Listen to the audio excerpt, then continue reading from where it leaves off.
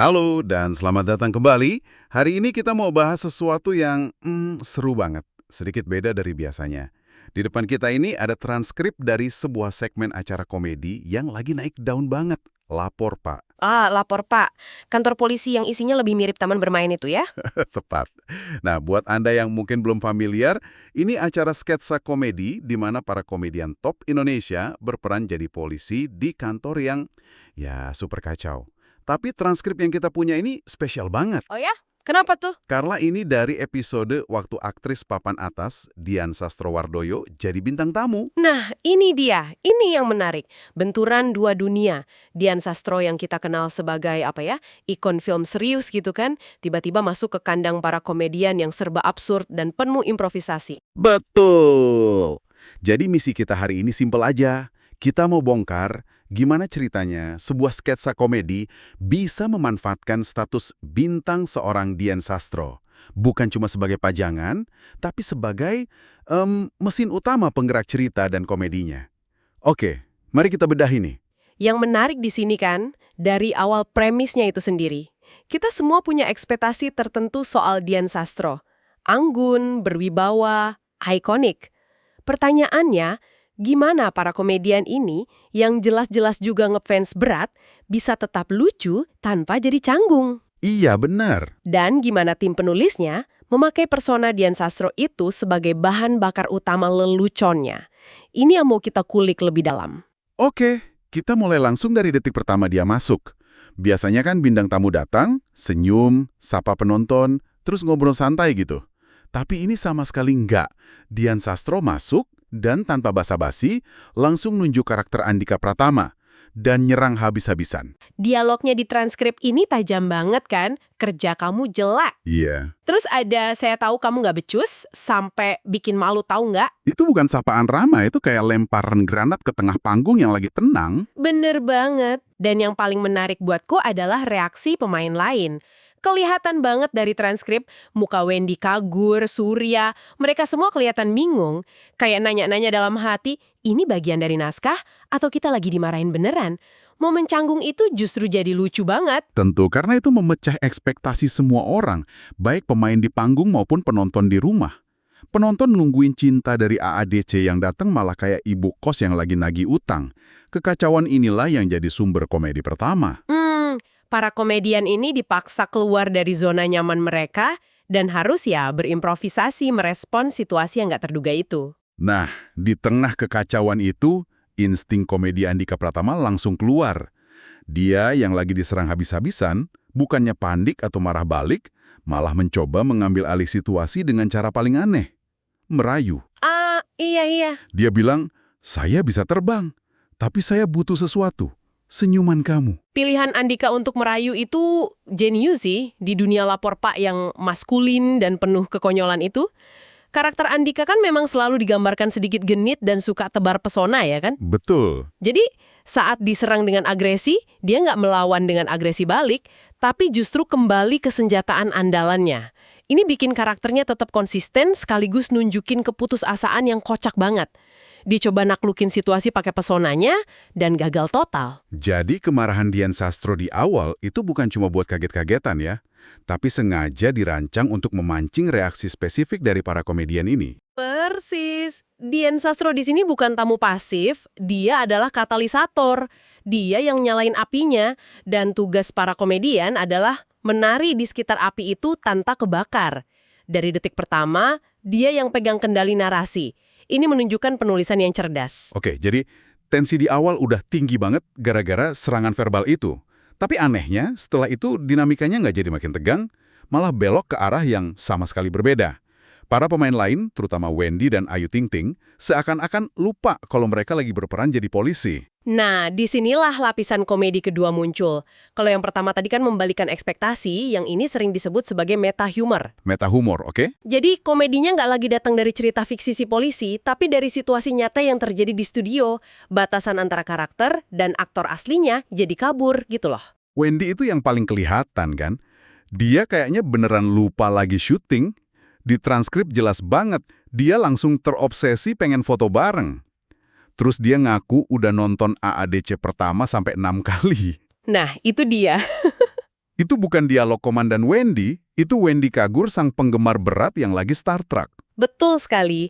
Dan Ayu Ting Ting nyambungnya dengan cerita yang lebih personal dan absurd lagi. Dia cerita saking ngefansnya waktu SD, dia sengaja pakai seragam sekolah yang dimirip-miripin sama seragam cinta di AADC. Haha, iya. Cerita ini emas karena detailnya sangat spesifik dan visual. Kita semua bisa bayangin Ayu kecil dengan seragam kebesarannya mencoba jadi cinta. Bagian favoritku adalah waktu Ayu ngaku, aku gara-gara nonton iklan kamu loh aku kenal Sampo. Pengakuan yang jujur, personal, dan konyol banget di saat bersamaan. Siapa coba yang ngaku baru kenal Sampo gara-gara iklan? Nggak ada kan? Itu detail yang nggak mungkin ditulis di naskah. Pasti keluar dari celetukan spontan saking gugupnya. Humor yang datang dari kejujuran personal seperti itu, efeknya kuat sekali karena terasa otentik. Lalu ada lagi kan, lelucon soal ngidam gitu. Salah satu pemain, entah Hesti atau Kiki, cerita kalau ibunya pas hamil ngidam pengen dielus-elus sama Dian. Ekspektasi penonton kan, wah ini cerita menyentuh nih. Iya, udah dibangun sedemikian rupa, ternyata pas dikonfirmasi, ibunya itu ngefans sama Dian Piscesa, penyanyi dangdut, bukan Dian Sastro. Itu dia. Itu anti klimaks yang pecah banget. Itu adalah contoh sempurna dari struktur komedi, build up, dan punchline, yang menjatuhkan ekspektasi dinaikkan setinggi mungkin, terus dijatuhkan ke sebuah nama yang bunyinya mirip, tapi konteksnya beda total. Kenapa ini semua berhasil? Karena para pemain ini nggak lagi berakting. Mereka menyalurkan perasaan asli mereka sebagai penggemar. Jadi menurut kamu, kenapa momen ngefans ini begitu kena di hati penonton? Apa karena kita sebagai penonton di rumah juga ngerasain hal yang sama kalau ketemu idola? Tepat sekali, para pemain di panggung itu jadi perwujudan atau wakil dari penonton di rumah. Kekaguman mereka itu otentik, kegugupan mereka itu nyata.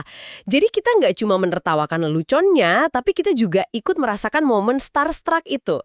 Jarak antara kita sama idola jadi terasa tipis sekali. Jadi kita merasa terhubung ya? Oke, jadi suasananya udah campur aduk. Awalnya tegang karena Dian Sastro marah-marah. Terus jadi lucu dan hangat karena para pemainnya malah jadi fans dadakan.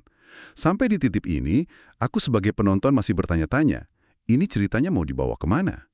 Kenapa sih Dian Sastro awalnya semarah itu? Nah, di bagian selanjutnya inilah, semua kepingan puzzle-nya akhirnya nyambung. Ini adalah bagian paling cerdas dari keseluruhan segmen, menurutku. Momen di mana Dian Sastro akhirnya minta bertemu dengan komandan yang diperankan Andre Taulany. Adegan ini dimulai dengan sebuah gestur kecil yang jadi kunci segalanya. Dian Sastro memberi hormat ala militer kepada Andre. Gestur yang aneh banget kan untuk seorang aktris sipil ke komandan polisi di acara komedi. Andrenya sendiri kelihatan bingung, lupa dia siapa. Lalu datanglah dialog pengungkapannya yang bikin semua orang melongo. Dian Sastro ngejelasin kalau dia sebetulnya adalah seorang intel yang ditugaskan oleh Komandan Andre bertahun-tahun yang lalu. Misinya, menyusup ke dunia keartisan. Statusnya sebagai aktris film ternama selama ini hanyalah sebuah penyamaran. Gila kan? Plot twist yang sama sekali nggak terduga. Dia bahkan bilang kalau dia adalah anggota pertama lapor Pak, sebelum pemain-pemain yang sekarang ini gabung. Ini benar-benar membalikan semua asumsi kita dari awal. Yang bikin makin absurd dan lucu. Dia cerita pernah ditugaskan jadi siluman Tensoplas di sebuah pabrik. Siluman Tensoplas. Siapa coba yang kepikiran istilah itu? Istilah itu sendiri aja udah komikal banget. Terus, tujuan dia datang hari itu adalah untuk melapor bahwa misinya sudah hampir selesai. Dia udah ngumpuin hampir 100 kasus kriminal selama menyamar jadi artis. Dan puncaknya, dia bilang, saya tuh capek jadi artis, saya mau pensiun aja jadi intel, mau balik jadi polisi aja deh. Kalimat yang nggak pernah kita bayangkan akan keluar dari mulut seorang Dian Sastro. Itu momen komedi yang luar biasa. Jika kita hubungkan ini dengan gambaran yang lebih besar, ini adalah sebuah payoff atau penyelesaian cerita yang sangat memuaskan. Kenapa? Karena plot twist ini memberikan penjelasan yang logis, tentunya dalam logika dunia komedi, untuk semua perilakunya di awal. Jadi semuanya nyambung ya. Sikapnya yang agresif dan tegas ke Andika di awal, tiba-tiba jadi masuk akal. Dia bukan Dian Sastro sang aktris, tapi seorang agen intel senior yang lagi ngevaluasi kinerja juniornya yang dianggap nggak becus. Tepat sekali. Twist ini secara efektif meriset ulang seluruh dinamika kekuasaan di ruangan itu. Dian Sastro bukan lagi sekedar tamu yang bisa jadi objek kekaguman atau lelucon. Dia kini adalah seorang senior yang punya otoritas lebih tinggi dari semua orang di sana. Kecuali Komandan Andre. Ini cara yang sangat elegan sih untuk mengintegrasikan bintang tamu sekali berdia ke dalam dunia acara. Betul. Dan ini juga berarti setelah pengungkapan ini, para pemain lain harus mengubah sikap kan? Wendy nggak bisa lagi sembarangan minta foto. Ayu juga harus lebih sopan. Dinamikanya langsung berubah total. Persis, potensi komedi baru langsung terbuka lebar. Gimana para komedian yang tadinya heboh ngefans ini harus berinteraksi dengan senior mereka yang ternyata adalah idola mereka sendiri. Itu lapisan konflik komedi baru yang sangat menarik. Mereka nggak cuma bikin Dian Sastro mampir, tapi menjadikannya bagian integral dari mitologi atau lore lapor Pak itu sendiri. Jadi kalau kita tarik benang merahnya dari awal sampai akhir, sketsa ini ternyata punya struktur yang dipikirkan matang-matang ya. Ini bukan cuma komedi asal nyeletuk. Sangat matang. Pertama, mereka membuka dengan Kyle yang kuat, membalikan ekspektasi penonton dengan konflik langsung. Bukannya sapaan ramah, kita langsung disuguhi kemarahan. Itu langsung narik perhatian kita. Lalu bagian tengahnya, mereka dengan cerdas menggunakan meta humor. Momen di mana para pemain jadi diri mereka sendiri sebagai fans, itu menciptakan kehangatan dan rasa keterhubungan yang otentik dengan penonton. Kita merasa jadi bagian dari momen itu. Dan yang paling penting sebagai penutup, mereka memberikan plot twist yang cerdas. Yang nggak cuma lucu, tapi juga mengikat semua elemen cerita yang awalnya terasa acak. Twist itu memberikan justifikasi untuk adegan pembuka, sekaligus mengubah dinamika untuk sisa acara. Semuanya terhubung dengan rapi. Jadi, apa artinya semua ini? Ini menunjukkan bagaimana sebuah sketsa komedi yang kelihatannya simpel dan spontan, ternyata bisa punya beberapa lapisan humor dan struktur naratif yang kompleks yang bekerja secara bersamaan. Ada kejutan, ada momen yang relatable, dan ada penyelesaian cerita yang memuaskan. Dan ini membawa kita pada satu pemikiran penutup untuk Anda renungkan. Sumber yang kita bedah ini kan menunjukin seorang aktris yang dikenal sangat serius dan berkelas, tapi berhasil memainkan peran yang 100% bertentangan dengan citra publiknya. Ini bikin aku mikir, jangan-jangan komedi terbaik itu seringkali muncul bukan dari seorang komedian yang berusaha keras untuk melucu, Maksudnya? tapi justru dari seorang aktor serius yang berkomitmen penuh pada situasi yang paling absurd dan paling konyol. Dian Sastro nggak mencoba untuk ngelawak. Dia berperan sebagai intel senior yang galak dengan sangat serius. Dan justru keseriusannya di tengah kekacauan itulah yang bikin jadi lucu luar biasa. Mungkin di titik pertemuan itulah letak keajaiban komedi yang sesungguhnya ya. Saat keseriusan yang mutlak bertemu dengan kekonyolan yang total, apa yang terjadi di persimpangan itu, mungkin itu yang bisa Anda pikirkan selanjutnya.